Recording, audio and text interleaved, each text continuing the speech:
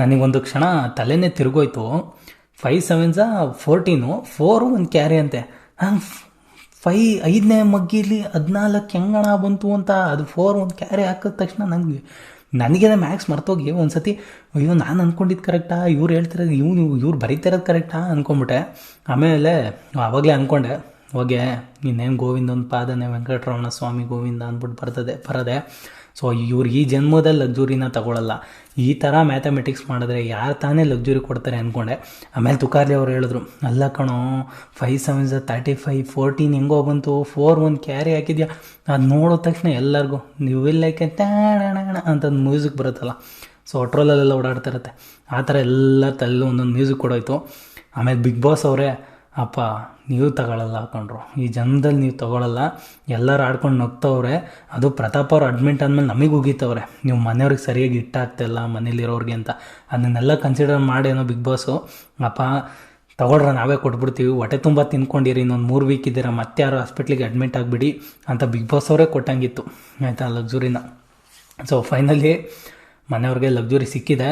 And ಅದಕ್ಕೆ ಅವ್ರು ಮಾಡಿದಂಥ ಸ್ಕಿಟ್ಗಳಂತೂ ಹೊರತೂರಣ ಏನಣ್ಣ ಇದು ಟ್ಯಾಲೆಂಟು, ಈ ರೇಂಜಿಗೆ ಸ್ಕಿಟ್ಗಳು ನಾನು ಅಂದ್ಕೊಂಡೇ ಇರ್ತಿಲ್ಲ ಹೊರತೂರವರು ಈ ರೇಂಜಿಗೆಲ್ಲ ಇಷ್ಟು ಬೋಲ್ಡಾಗೆಲ್ಲ ಆ್ಯಕ್ಟ್ ಮಾಡ್ತಾರೆ ಅಂತ. ಸೊ ಸಖತ್ತಾಗಿತ್ತು ಅವ್ರ ಪರ್ಫಾರ್ಮೆನ್ಸ್ ಅಂತಲೇ ಹೇಳ್ಬೋದು. ಹಾಗೆ ಸ್ಟಾರ್ಟಿಂಗಿಂದ ಬರೋದಾದರೆ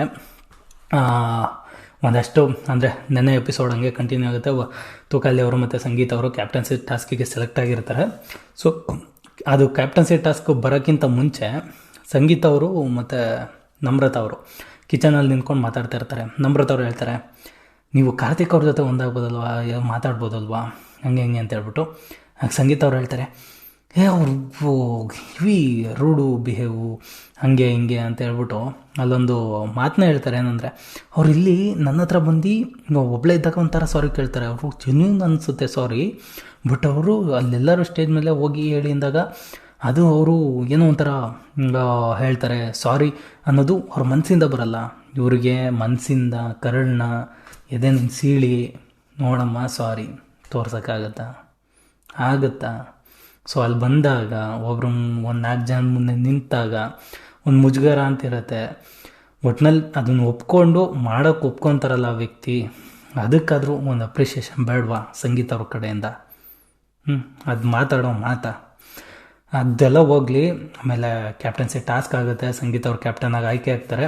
ಸೊ ಸತತವಾಗಿ 3ನೇ ಬಾರಿ ಲೇಡಿ ಕ್ಯಾಪ್ಟನ್ ಆಗ್ತಾ ಇರೋದು ಖುಷಿನೇ ಆಯಿತಾ. ನಾನು ಸ್ಟಾರ್ಟಿಂಗಿಂದ ಸಂಗೀತ ಅವ್ರನ್ನ ನೋಡ್ತಿದ್ದೀನಿ, ಅವ್ರಿಗೆ ಎಷ್ಟೋ ಟಾಸ್ಕ್ಗಳು ತುಂಬ ಚೆನ್ನಾಗಿ ಆಡಿದಾಗ, ಮನೆಯವರೆಲ್ಲ ಅವ್ರ ಅಪೋಸ್ ಆದಾಗ ನಾನು ತುಂಬ ಸಪೋರ್ಟ್ ಮಾಡಿದ್ದೀನಿ, ನಾನು ಅವ್ರ ಪರವಾಗಿ ವೀಡಿಯೋಸ್ ಮಾಡಿದ್ದೀನಿ. ಸೊ ನನಗೂ ಖುಷಿ ಇತ್ತು, ಈ ಸತಿನಾರು ಒಬ್ಬರು ಲೇಡಿ ವಿನ್ನರ್ ಆಗೋ ಚಾನ್ಸಸ್ ಇದೆ ಅಂತ ಹೇಳ್ಬಿಟ್ಟು ಸಂಗೀತ ಅವ್ರನ್ನ ನೋಡಿದ್ಮೇಲೆ ನನಗೂ ಅನಿಸಿತು. ಬಟ್ ಎಲ್ಲೋ ಒಂದು ಕಡೆ ಈ ವೀಕು ತುಂಬಾ ಅವರು ಲಯನ ಕಳ್ಕೊಂಡ್ರು ಅಂತಲೇ ಅನ್ನಿಸ್ತು. ಕ್ಯಾಪ್ಟನ್ ಆದಮೇಲೆ ಕಾರ್ತಿಕ್ ಅವರು ವಿನಯ್ ಅವರು ನಿಂತ್ಕೊಂಡು ಡೋರ್ನ ಓಪನ್ ಮಾಡ್ತಾರೆ. ಸೊ ನಿನ್ನೆ ತಾನೇ ನೋಡಿದ್ದೀವಿ ಸಂಗೀತ ಅವರು ಕಾರ್ತಿಕ್ ಅವ್ರ ಮೇಲೆ ಮಾತುಗಳನ್ನ ಕೇಳಿಸ್ಕೊಳ್ಳಲ್ಲ, ಅವರು ತುಂಬ ಬೇಜಾರು ಮಾಡ್ತಾರೆ, ತುಂಬ ಹರ್ಟ್ ಮಾಡ್ತಾರೆ, ಹಂಗೆ ಮಾಡ್ತಾರೆ, ಹಿಂಗೆ ಮಾಡ್ತಾರೆ, ಅದು ಮಾಡ್ತಾರೆ, ಇದು ಮಾಡ್ತಾರೆ, ಏನೇ ತೊಗೊಳೋದಾದರೂ ಯಾವುದೇ ವಿಚಾರ ತೊಗೊಳೋದಾದರೂ ಕಾರ್ತಿಕ್ ಅವ್ರಿಗೆ ಅಪೋಸಾಗೇ ಮಾತಾಡ್ತಾರೆ. ಇನ್ನು ಕ್ಯಾಪ್ಟನ್ಸಿ ಟಾಸ್ಕಲ್ಲಿ ಕೂಡ ಅವರು ಕಾರ್ತಿಕ್ ಅವರು ಆಯ್ಕೆ ಆಗಬೇಕು ಅಂತ ಅವ್ರು ವೋಟ್ ಮಾಡೋದಿಲ್ಲ. ಸೊ ಅಷ್ಟೆಲ್ಲ ಆದಮೇಲೂ ಕೂಡ ಕಾರ್ತಿಕ್ ಅವರು ಅಲ್ಲಿ ನಿಂತ್ಕೊಂಡು ಸಂಗೀತ ಅವ್ರಿಗೋಸ್ಕರ ಡೋರ್ನ ಓಪನ್ ಮಾಡ್ತಾರಲ್ಲ, ಸೊ ಅದು ಅಲ್ಲಿ ಕಾರ್ತಿಕ್ ಅವರು ಗೆದ್ದರು ಅಂತ ಅನ್ನಿಸ್ತು. ತುಂಬ ಇಷ್ಟ ಆಯಿತು ಆ್ಯಟಿಟ್ಯೂಡು ಕಾರ್ತಿಕ್ ಅವ್ರ ಕಡೆಯಿಂದ. ಯಾರೇ ಆದ್ರೂ ಒಬ್ಬ ಪರ್ಸನ್ ಅಷ್ಟೊಂದು ಹರ್ಟ್ ಮಾಡಿದಾಗ, ಅಷ್ಟೊಂದು ಬೇಜಾರು ಮಾಡಿದಾಗ, ಅಷ್ಟೊಂದು ಆಯಿತು ಅಂತ ಹೇಳಿ ಸ್ಟೇಜ್ ಮೇಲೆ ನಿಂತ್ಕೊಂಡು ಸಾರಿ ಕೇಳಿದ್ರು ಅದೂ ಕೂಡ ಈ ಥರ ಹಿಂದೆ ಏನು ಸಾರಿ ಕೇಳೋದವರು, ಅವರು ಸಾರಿ ಮನಸ್ಸಿಂದನೂ ಕೇಳಲ್ಲ, ಹಂಗೆ ಹಿಂಗೆ ಅಂತ ಮಾತಾಡುವಾಗ, ಸೊ ಅಂಥ ಪೊಸಿಷನ್ನಲ್ಲಿ ಇದ್ಕೊಂಡು ಕೂಡ ಏನೂ ಮನಸ್ಸಲ್ಲಿ ಇಟ್ಕೊಳ್ದೆ ಆ ಥರ ಡೋರೆಲ್ಲ ಓಪನ್ ಮಾಡಿ ಹೋಗಿ ಅಂತ ಖುಷಿಯಿಂದ ಕಳಿಸ್ಕೊಟ್ಟಾಗ, ಸೊ ಅದು ತುಂಬ ಇಂಪಾರ್ಟೆಂಟ್ ಒಬ್ಬ ಮನುಷ್ಯನ ಏನು ಬೆಳವಣಿಗೆಗೆ, ಹಾಗೆ ಅವನ ಗುಣಕ್ಕೆ ಆಯ್ತು. ಸೊ ಅದನ್ನು ಕಾರ್ತಿಕ್ ಅವರನ್ನು ನೋಡಿದೆ, ಅದು ತುಂಬ ಖುಷಿಯಾಯಿತು. ಇವತ್ತಿನ ಎಪಿಸೋಡಲ್ಲಿ ನನಗೆ ತುಂಬ ಇಷ್ಟ ಆದಂಥ ಕಂಟೆಂಟ್ ಅದು. ಹಾಗೆ ಸಂಗೀತ ಅವರು ಕೂಡ ಕ್ಯಾಪ್ಟನ್ ಆಗಿರಲಿಲ್ಲ, ಕ್ಯಾಪ್ಟನ್ ಆಗಿದ್ದಾರೆ. ಎಷ್ಟೋ ಜನ ಅಂದ್ಕೊತಿರ್ತಾರೆ ಸಂಗೀತ ಫ್ಯಾನ್ಸ್ ಎಲ್ಲ, ಏನು ಗುರು ಸಂಗೀತ ಅವರಿಗೆ ಹಿಂಗೆ ಮಾತಾಡ್ತಾನೆ, ನೆಗೆಟಿವ್ ಮಾತಾಡ್ತೀಯ, ನೆಗೆಟಿವ್. ನಾನು ಇರೋದು ಬಿಟ್ಟು ಇನ್ನೇನೂ ಮಾತಾಡಲ್ಲ.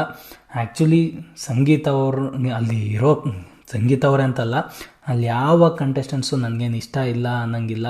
ಅವ್ರ ಬಗ್ಗೆ ಏನೋ ನೆಗೆಟಿವ್ ಮಾಡಬೇಕು, ನೆಗೆಟಿವ್ ಮಾತಾಡಬೇಕು ಅಂತ ನಂಗೆ ಖಂಡಿತವಾಗ್ಲೂ ಒಂದು ವರ್ಡು ಕೂಡ ನಾನು ಮಾತಾಡಲ್ಲ. ಎಲ್ಲ ಚೆನ್ನಾಗಿ ಆಡಲಿ, ಯಾರಾದರೂ ವಿನ್ ಆಗಲಿ, ಒಟ್ಟಿನಲ್ಲಿ ಡಿಸರ್ವಿಂಗ್ ಕಂಟೆಸ್ಟೆಂಟ್ ವಿನ್ ಆಗಲಿ ಅಂತ ನಾನು ಅಂದ್ಕೊಂಡಿದ್ದೀನಿ. ಎಷ್ಟೋ ಸತಿ ಅಂದ್ಕೊಂಡಿದ್ದೀನಿ ಸಂಗೀತ ಅವ್ರು ವಿನ್ ಆಗ್ಬೋದು ಅಂತ ಕೆಲವು ಎಪಿಸೋಡ್ಸ್ ಎಲ್ಲ ನೋಡಿದಾಗ. ಬಟ್ ಅವರು ಬರ್ತಾ ಇತ್ತೀಚಿನ ಬೆಳವಣಿಗೆಗಳು ನೋಡಿದ್ರೆ ಸೊ ನನಗೆ ಹಾಗೆ ಅನ್ನಿಸ್ತದೆ. ಮತ್ತು ನಾನು ಎಪಿಸೋಡಲ್ಲಿ ಏನಿರುತ್ತೆ ಅದನ್ನು ಡೈರೆಕ್ಟಾಗಿ ಮಾತಾಡ್ತೀನಿ. ಅದರಲ್ಲೇನೋ ಫಿಲ್ಟರ್ ಮಾಡಿ ಅಥವಾ ಯಾರಿಗೋ ಸಪೋರ್ಟಿವ್ ಆಗಿ ಮಾತಾಡಬೇಕು. ಇವಾಗ ಸಂಗೀತ ಅವ್ರಿಗೆ ತುಂಬ ಫ್ಯಾನ್ ಫಾಲೋಯಿಂಗ್ ಇದೆ, ಅವ್ರನ್ನ ತುಂಬ ಫ್ಯಾನ್ಸ್ ಫಾಲೋ ಮಾಡ್ತಾರೆ, ಅವ್ರನ್ನ ಹೊಗಳು ಮಾಡೋಣ, ನನ್ನ ಅಕೌಂಟೆಲ್ಲ ಫಾಲೋ ಮಾಡ್ತಾರೆ ಅಂತೆಲ್ಲ ನಾನು ಅಂದ್ಕೊಂಡೆಲ್ಲ ಮಾಡೋಕ್ಕೆ ಹೋಗಲ್ಲ. ನನ್ನ ಹಾನೆಸ್ಟ್ ಒಪಿನಿಯನ್ ಅಷ್ಟೇ ನಾನು ಕೊಡ್ತೀನಿ. ಹಾಗೆ ಇದಕ್ಕೆ ಓವರಾಗಿ ತಲೆ ಕೆಡಿಸ್ಕೊಳ್ಳೋದೇನಿಲ್ಲ. ಇದೊಂದು ಎಂಟರ್ಟೈನ್ಮೆಂಟ್ ಪ್ರೋಗ್ರಾಮ್, ಎಂಟರ್ಟೈನ್ಮೆಂಟ್ಗಷ್ಟೇ ತೊಗೊಬೇಕು, ಎಂಟರ್ಟೈನ್ಮೆಂಟ್ ಅಷ್ಟೇ ತೊಗೊಳ್ಳಿ. ಜಗಳ ಏನಕ್ಕೆ? ಹೊರಗಡೆ ಬಂದಮೇಲೆ ಎಲ್ಲ ಚೆನ್ನಾಗಿರ್ತಾರೆ, ಹೋಗ್ತಾ ಎಲ್ಲ ಚೆನ್ನಾಗೇ ಆಗ್ತಾರೆ, ಅಲ್ಲಿ ಏನು ಪ್ರಾಬ್ಲಮ್ ಇರಲ್ಲ. ಬಟ್ ಆ ಎಪಿಸೋಡಲ್ಲಿ ಏನು ಅನಿಸ್ತೋ ಅದನ್ನು ಹೇಳ್ತೀನಿ ಅಷ್ಟೇ. ಅದಕ್ಕೆ ಅಷ್ಟೊಂದು ತಲೆ ಕೆಡಿಸ್ಕೊಳ್ಳೋಂಥದ್ದು ಏನೂ ಇರಲ್ಲ. ಸೊ ಚಿಲ್, ಆರಾಮಾಗಿರಿ, ಕೂಲಾಗಿರಿ. ಹಾಗೆಯೇ ಇದು ಯಾವ್ದು ಗುರು ಬಿರಿಯಾನಿ ಟೀ? ನಾನು ಫಸ್ಟ್ ಟೈಮ್ ಕೇಳ್ತಾ ಇರೋದು ಇದ್ಯಾವುದು ಬಿರಿಯಾನಿ ಎಲ್ಲ ಹಾಕ್ಬಿಟ್ಟು ಟೀನ ಮಾಡೋದು. ಸೊ ಹೆಂಗಿರುತ್ತೋ ಏನೋ ಅದು. ಸೊ ನೋಡಬೇಕು ಒಂದ್ಸತಿ, ನಾವು ಟ್ರೈ ಮಾಡಬೇಕು. ಸೊ ಇಷ್ಟು ಹೇಳ್ತಾ ನನ್ನ ವೀಡಿಯೋನ ಇಲ್ಲಿಗೆ ಮುಗಿಸ್ತಾ ಇದ್ದೀನಿ. ಹೋಪ್ ನಿಮ್ಮೆಲ್ಲರಿಗೂ ವೀಡಿಯೋ ಇಷ್ಟ ಆಗಿದೆ ಅಂತ ಅಂದ್ಕೊತೀನಿ. ವಿಡಿಯೋ ಇಷ್ಟ ಆಗಿದ್ದರೆ ಚಾನಲ್ನ ಸಬ್ಸ್ಕ್ರೈಬ್ ಮಾಡ್ಕೊಳ್ಳಿ, ವಿಡಿಯೋಗೆ ಲೈಕ್ ಮಾಡಿಲ್ಲ ಡಿಸ್ಲೈಕ್ ಆದರೂ ಮಾಡಿ, ಏನಾದರೂ ಒಂದು ಮಾಡಿ ಹಾಗೆ ಹೋಗ್ಬಿಡಿ ಅಂತ ಹೇಳೋಕ್ಕೆ ಇಷ್ಟಪಡ್ತಾ ಥ್ಯಾಂಕ್ಸ್ ಫಾರ್ ವಾಚಿಂಗ್.